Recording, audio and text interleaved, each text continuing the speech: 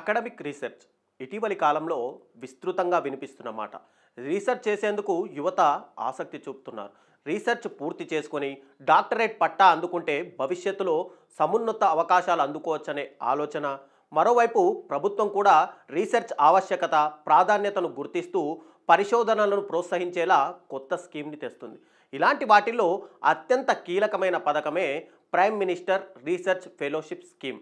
ముఖ్యంగా science and technology రంగాల్లో పరిశోధనలను విస్తృతం చేయాలనే లక్ష్యంతో పిఎంఆర్ఎఫ్ తెచ్చారు. ఈ నేపథ్యంలో పిఎంఆర్ఎఫ్ అర్హతలు, ఎంపిక విధానం, ప్రయోజనాలు, రీసెర్చ్ విభాగాలు తదితర వివరాలన్నీ ఇప్పుడు మీకోసం. దేశంలో సైన్స్ అండ్ టెక్నాలజీ రంగాల్లో పరిశోధనను ప్రోత్సహించాలనే ఉద్దేశంతో కేంద్ర ప్రభుత్వం 2018లో ప్రైమ్ మినిస్టర్ రీసెర్చ్ ఫెలోషిప్, సంక్షిప్తంగా పిఎంఆర్ఎఫ్ అనే పథకాన్ని ప్రత్యేకంగా ప్రవేశపెట్టింది. దీని ద్వారా దేశంలోని ప్రీమియర్ ఇన్స్టిట్యూట్గా పిలిచే ఐఐటీలు, టాప్ 25 ఎస్ఐటీలు, ఐఐఎస్ఈఆర్, ఐఐఎస్సి, కేంద్ర ప్రభుత్వ ఆధ్వర్యంలో టెక్నికల్ ఇన్స్టిట్యూట్లో పిహెచ్డి చేసేవారికి ప్రోత్సాహకాలు అందిస్తున్నారు.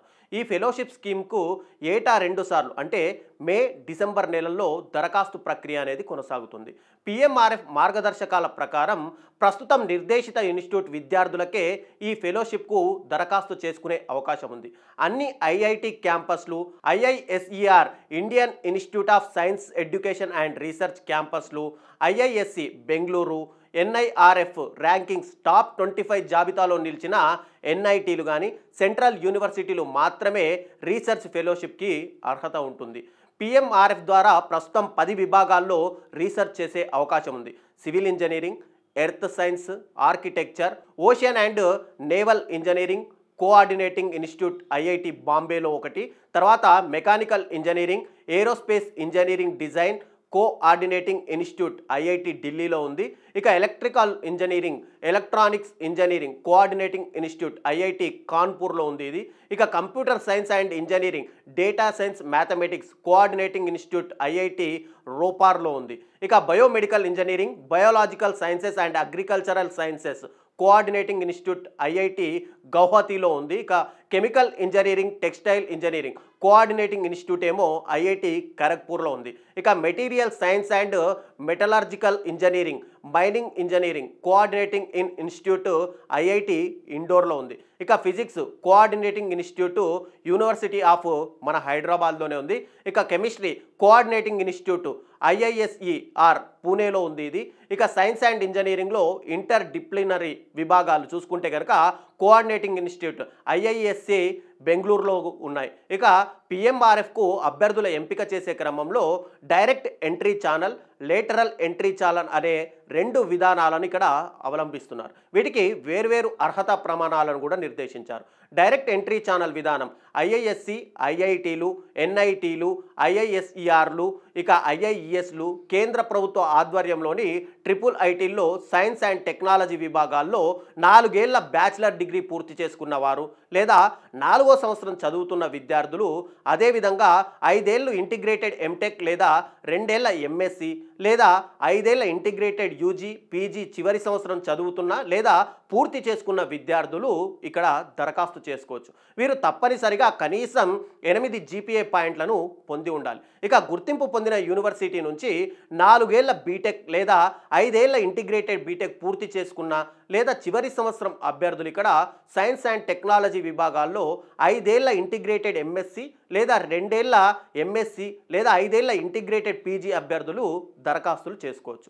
ఈ అభ్యర్థులు గేట్ సంబంధిత సబ్జెక్ట్లో 650 స్కోరు లేదా సిఎస్ఐఆర్ యూజీసీ సెట్లో 100 లోపు జేఆర్ఎఫ్ ర్యాంకు లేదా ఎన్బిహెచ్ఎంలో ఫెలోషిప్లో ఏదో ఒకటి కలిగి ఉండాలి. ఇక గేట్ ఉత్తీర్ణతతో పిఎంఆర్ఎఫ్ గ్రాంటింగ్ ఇన్స్టిట్యూట్లో ఎంటెక్ లేదా ఎంఎస్ బై రీసెర్చ్ చదువుతున్న లేదా పూర్తి చేసుకున్న అభ్యర్థులు కూడా దీనికి అర్హత సాధించినట్లే. ఇక వీరు దరఖాస్తు చేసుకునే సమయానికి తప్పనిసరిగా వీళ్ళందరూ కూడా 8 జీపీఏలు కలిగి ఉండాలి. ఈ అర్హతలు కలిగిన అభ్యర్థులు పిఎంఆర్ఎఫ్ గ్రాంటెడ్ ఇన్స్టిట్యూట్ లేదా ఒక ఇన్స్టిట్యూట్లో పిహెచ్డి ప్రోగ్రాంకు ఎంపికై ఉండాలి. సదరు అభ్యర్థిని పిఎంఆర్ఎఫ్కు సిఫార్సు చేస్తూ ఇక్కడ సంబంధిత గ్రాంటింగ్ ఇన్స్టిట్యూట్ పిఎంఆర్ఎఫ్ వెబ్ పోర్టల్లో ఇక్కడ సమాచారం అందిస్తుంది. ఈ విధానం ద్వారా పిఎంఆర్ఎఫ్కు దరఖాస్తు చేసుకునేందుకు గ్రాంటింగ్ ఇన్స్టిట్యూట్లో పిహెచ్డి చేస్తూ ఉండాలి. ఇక పీజీ అర్హతతో పిహెచ్డిలో చేరితే కనీసం 12 నెలల వ్యవధి అనేది పూర్తి చేసుకోవాలి. బ్యాచిలర్ డిగ్రీ అర్హతతో పిహెచ్డిలో ప్రవేశం పొందితే కనీసం 24 నెలల వ్యవధి కూడా పూర్తి చేసుకొని ఉండాలి. ఇంటిగ్రేటెడ్ ఎంటెక్ కానీ ఎంఎస్సి కానీ పిహెచ్ ప్రోగ్రాంల అభ్యర్థులు పీజీ పొందిన 12 నెలలలోపు దరఖాస్తులు చేసుకోవచ్చు. ఇక అభ్యర్థులు పిహెచ్డి ప్రోగ్రాంలో కనీసం 4 కోర్సులు పూర్తి చేసుకోవడంతో పాటు కనీసం 8.5 సిజిపిఏ పొంది ఉండాలి. ఈ అర్హతల ఆధారంగా సదరు పిఎంఆర్ఎఫ్ గ్రాంటింగ్ ఇన్స్టిట్యూట్ అభ్యర్థులను సిఫార్సు చేస్తూ పిఎంఆర్ఎఫ్ వెబ్సైట్లో వివరాలను పొందుపరచాలి. ఇక పిఎంఆర్ఎఫ్ గ్రాంటింగ్ ఇన్స్టిట్యూట్ నుంచి పిఎంఆర్ఎఫ్కు నామినేటెడ్ అయిన అభ్యర్థులు కూడా స్వీయ దరఖాస్తు పూర్తి చేయడం అనేది తప్పనిసరి కాగా నామినేటెడ్ అయిన అభ్యర్థులు పిఎంఆర్ఎఫ్ పోర్టల్ ద్వారా పూర్తి స్థాయిలో దరఖాస్తును పూర్తి చేయాల్సి ఉంటుంది.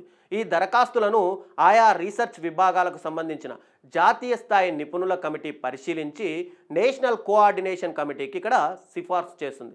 ఆ తర్వాత అభ్యర్థులకు లభించిన ర్యాంకులు, ప్రతి పిఎంఆర్ఎఫ్ గ్రాంటింగ్ ఇన్స్టిట్యూట్ కేటాయించిన సీట్ల ఆధారంగా తుది జాబితాను రూపొందిస్తారు. ఈ జాబితాలో నిలిచిన వారిని పిఎంఆర్ఎఫ్కు ఎంపికైనట్టుగా ప్రకటిస్తారు. ఇక పిఎంఆర్ఎఫ్కి ఎంపికైన అభ్యర్థులు భారీ స్థాయిలో ఫెలోషిప్ పేరుతో ఆర్థిక ప్రోత్సాహం కూడా అందిస్తున్నారు. అయితే మొదటి 2 ఏళ్లకు నెలకు 70,000 చొప్పున, మూడో ఏడాది నెలకు 75,000 చొప్పున, 4-5 ఏళ్లకు నెలకు 80,000 చొప్పున ఫెలోషిప్ లభిస్తుంది.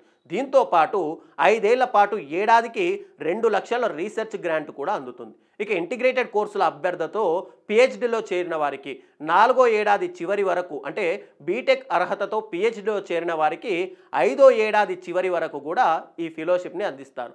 లేటరల్ ఎంట్రీ విధానంలో ఎంపికైన వారికి పిహెచ్డి ప్రోగ్రాం మిగిలిన వ్యవధికి ఫెలోషిప్ అనేది చెల్లిస్తారు. పిఎంఆర్ఎఫ్కి ఎంపికైన అభ్యర్థులు ఫెలోషిప్ కొనసాగించే క్రమంలో నిరంతర సమీక్షా విధానాన్ని ఇక్కడ అమలు చేస్తున్నారు. పిహెచ్డి ప్రోగ్రాంలో ప్రవేశించే 12 నుంచి 18 నెలల మధ్యలో పిఎంఆర్ఎఫ్ ప్యానల్ సదరు అభ్యర్థుల ప్రతిభను గనక సమీక్షించి ఫెలోషిప్ని కొనసాగించే విషయంపై ఇక్కడ నిర్ణయం అనేది తీసుకుంటుంది. అదేవిధంగా పిఎంఆర్ఎఫ్కు ఎంపికైన అభ్యర్థులు ప్రతి ఏటా వారు చేపట్టాల్సిన కార్యకలాపాలు కానీ సాధించాల్సిన ఫలితాలపైన కూడా నిర్దిష్టమైనటువంటి ప్రమాణాలను ఇక్కడ రూపొందిస్తారు. వీటిని అభ్యర్థులు పిహెచ్డి చేస్తున్న విభాగం కానీ పిహెచ్డి గైడ్లు కానీ వీటిని నిర్దేశిస్తారు. ఇక అభ్యర్థులు ఎంచుకున్న అంశం ఆధారంగా ఇవి ఉండనున్నాయి. వీటికి సంబంధించి ప్రతి ఏటా కూడా ఒక సమీక్ష నిర్వహిస్తారు. ఈ సమీక్ష జాతీయ స్థాయిలో సమావేశం లేదా సదస్సుల ప్రాతిపదికగా ఉంటుంది. వీటిలో అభ్యర్థులు అప్పటి వరకు తాము సాధించిన ప్రగతిని ఇక్కడ వాళ్ళు తెలియజేయాల్సి ఉంటుంది. ఇక పిఎంఆర్ఎఫ్కి ఎంపికైన అభ్యర్థులు సామాజిక ప్రగతిలో ముఖ్యంగా విద్యారంగ అభివృద్ధిలో పాల్పంచుకునేలా టీచింగ్ అసిస్టెంట్షిప్ పేరుతో ప్రత్యేక విధానాన్ని ఇక్కడ అమలు చేస్తున్నారు. అంటే దీని ప్రకారం పిఎంఆర్ఎఫ్కి ఎంపికైన అభ్యర్థులు తమ ఇన్స్టిట్యూట్ సమీపంలో ఉన్నటువంటి ఐఐటి లేదా పాలిటెక్నిక్ లేదా ఇంజనీరింగ్ కళాశాలల్లో వారానికి ఒకసారి ఇక్కడ బోధించాల్సి ఉంటుంది. ఇలా ఏడాదికి 50 గంటలని లేదా సెమిస్టర్కు 25 గంటల వ్యవధిలో టీచింగ్ అసిస్టెంట్షిప్ పూర్తి చేయాల్సి ఉంటుంది. దీనిపై ఎవరికైనా మరిన్ని సందేహాలు కనుక ఉంటే సంబంధిత వెబ్సైట్ అయినటువంటి www.pmrf.in సంప్రదించండి. ఇంకెందుకు ఆలస్యం, వెంటనే ఫెలోషిప్కి అప్లై చేసుకోండి. మీరు కూడా డాక్టరేట్ పట్టా పొందండి.